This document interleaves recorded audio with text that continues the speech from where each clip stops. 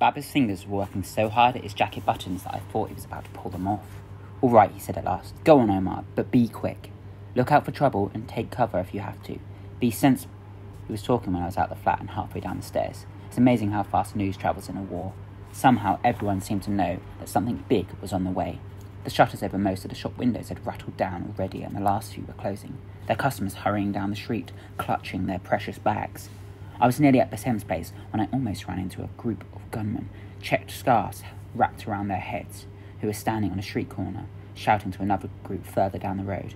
I shivered at the sight of them, crossed the road and slipped past quickly, trying to make myself invisible. I'd never been inside Basem's family flat, but I knew where it was. I was almost there when I saw Musa himself coming out the entrance. He frowned when he saw me. "What are you doing here, Omar? They're going to start shelling. There are resistance fighters everywhere. They chewed at a cat if they saw one."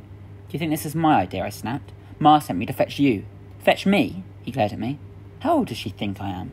"You're her darling boy," I said bitterly. "Always was, always will be." "I'm not that again," he rolled his eyes in irritation. "You always—" At that moment, shouts from the end of the street made us turn, and before we had time to take in what was happening, the crack of a rifle made us flinch.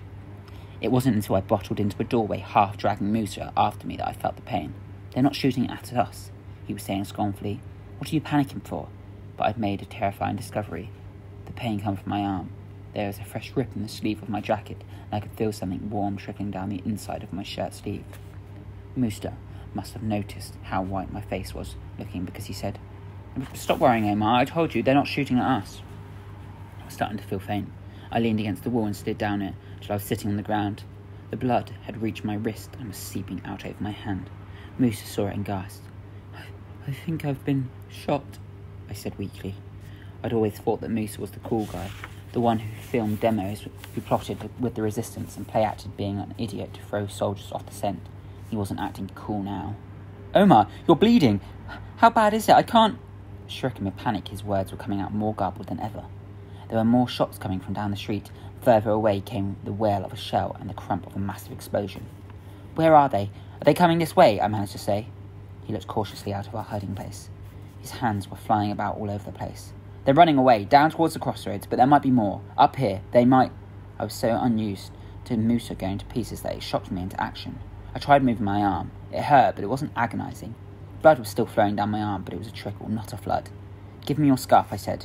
With shaking fingers, Musa wrenched his scarf off. It was bulky, black and white, checked keffir with a tasselled fringe.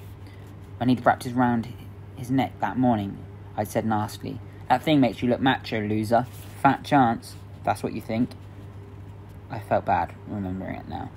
It's not easy tying something round your own right arm, which is something that hurts that mad, and you can only use your left hand.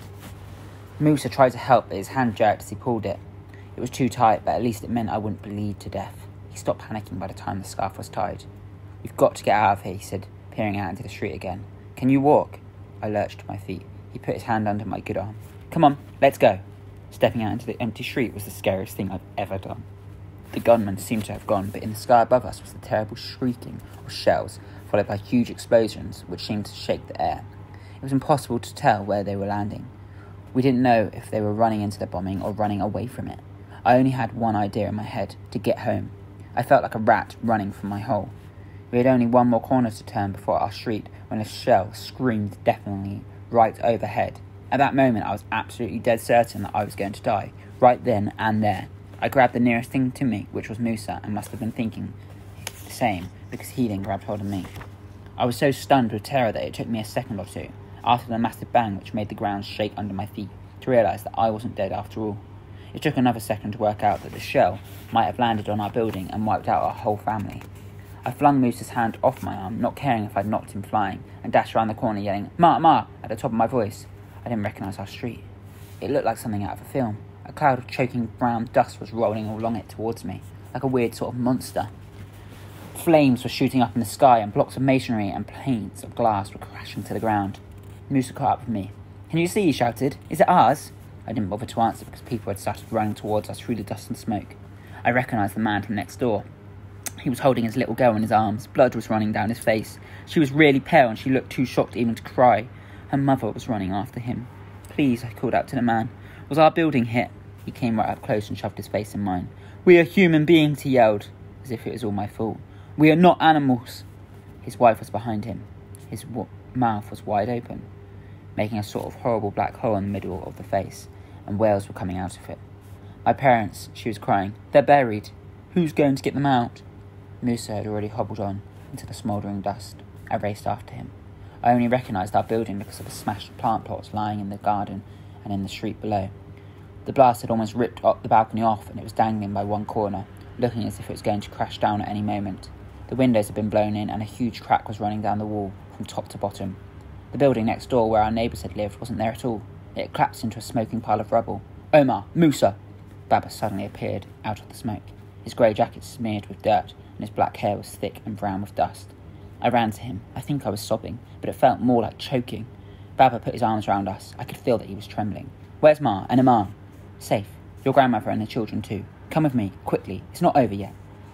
The next deafening wail of a shell cut him short.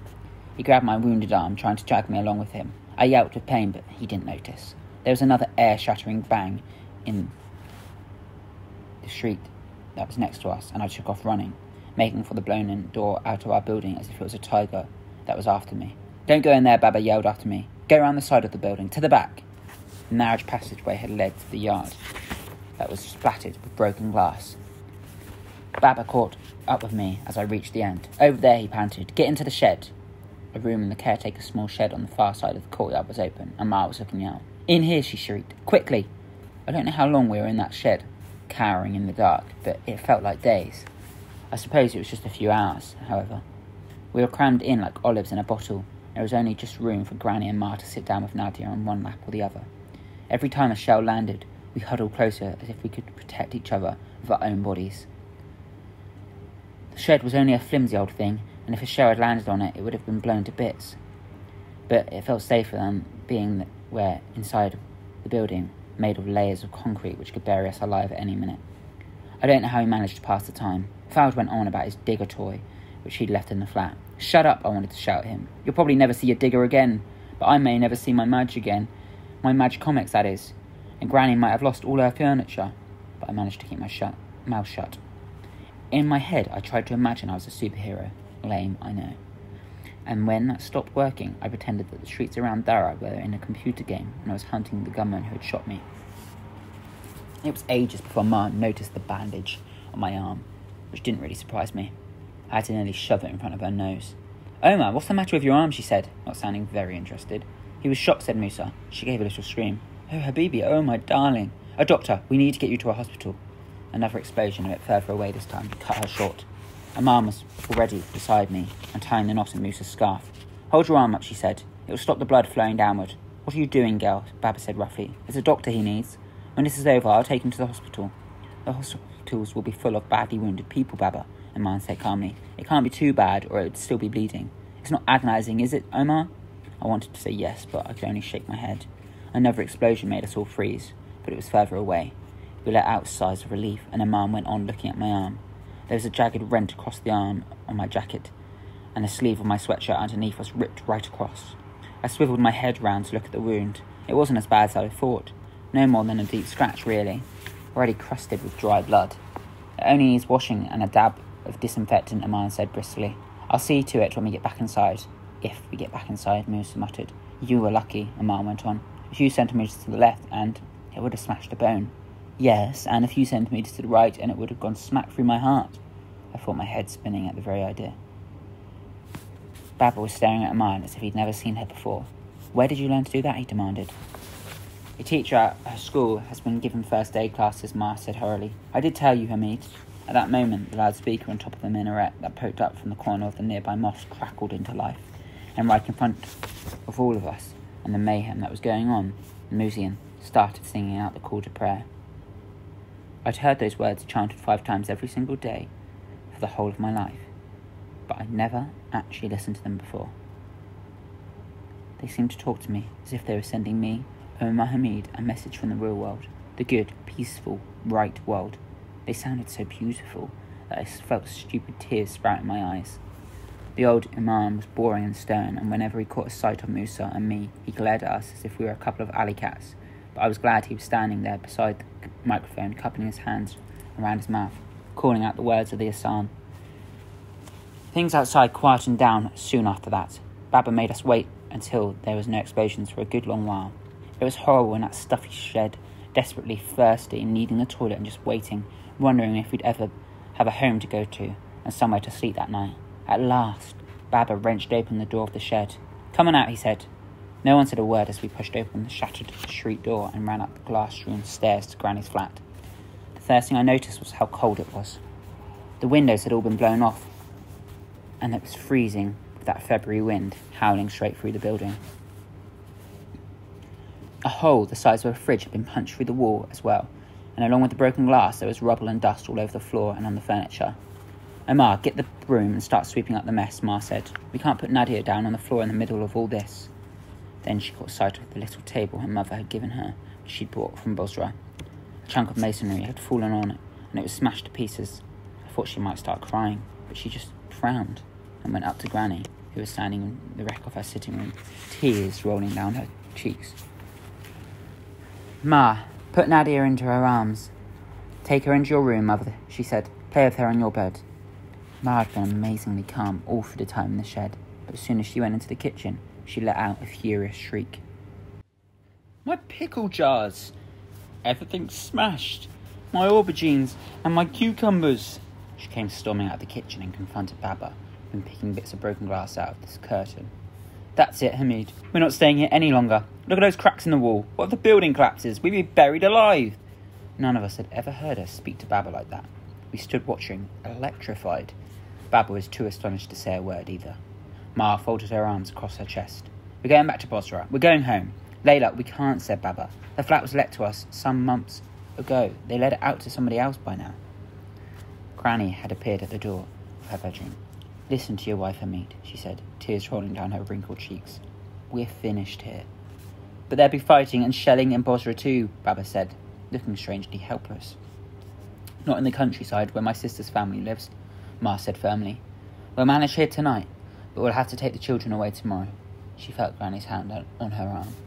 I could see she wanted to shake it off, but instead she just put her hand over it and said, "And your mother will come with us too." It was getting dark by this time. We cleared up enough to make the flat just about all right for the night.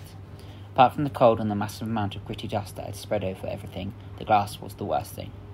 Floyd's bed was covered with jagged spikes on it. He and I spent ages picking all the bits off and sweeping splinters of glass off the floor. He cut his finger a bit. Not badly, but he cried a lot more than I thought he needed to. He was only 6 after all. Aman cleaned up my gunshot wound with a bit of water from the precious bucketful that she helped Ma with from the mess in the kitchen.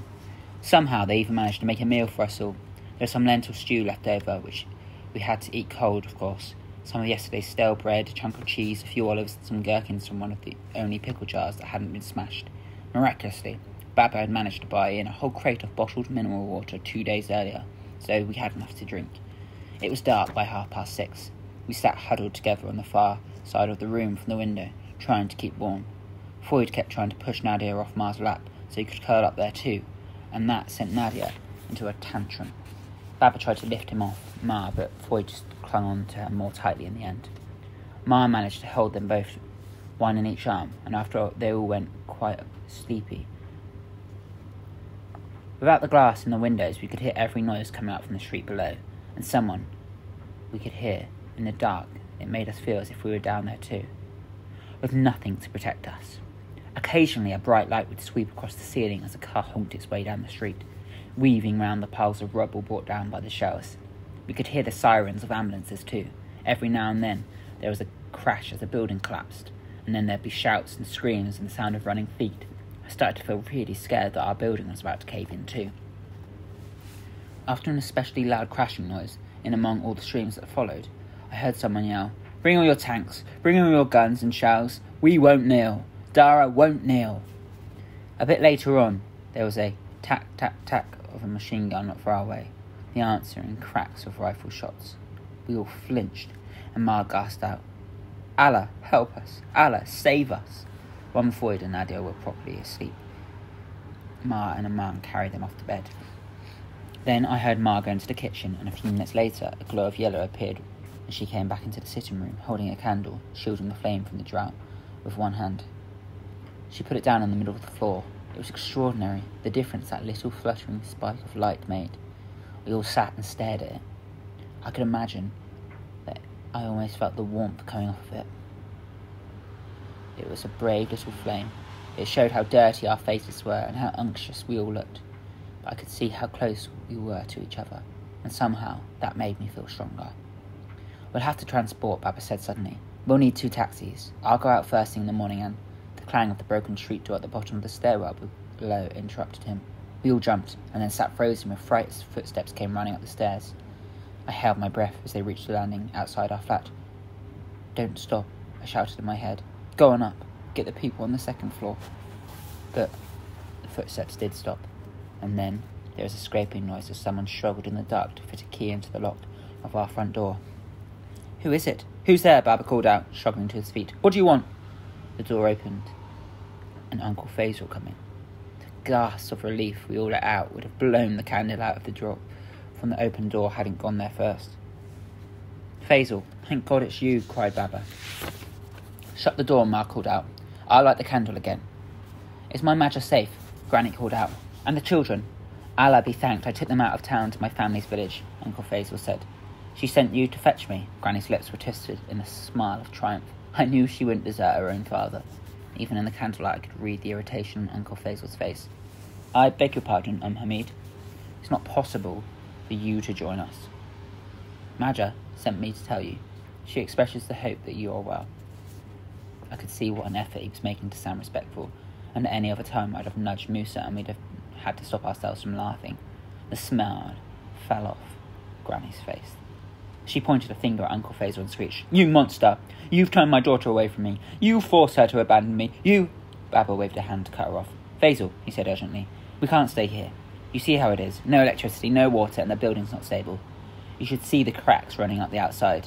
Uncle Faisal took him by the elbow and drew him back towards the door. I leaned forward trying to hear what he was saying, which wasn't easy because Granny was still going on. That's why I came, Uncle Faisal said. How are you going to get out of Dara? That's the problem, Baba said. Everyone will be trying to get hold of a taxi and there's no petrol anywhere. It's going to be difficult. Not a problem for me, said Uncle Faisal. I saw this coming and stockpiled. My business would run around completely if I couldn't use my van, you see. I'll come first thing and I'll get you out. Where do you plan to go? Seriously, Hamid, I'm sorry we can't accommodate you. My parents' place is small and my sister's family have moved in there too. Don't worry. Baba was smiling with relief. Layla's brother-in-law has a farm outside Bosra. They'll welcome us, I know. Uncle Faisal nodded. Can you be ready by 7? Don't bring too much. The van's old and the springs won't take a lot of weight. We'll be lucky if we get there at all.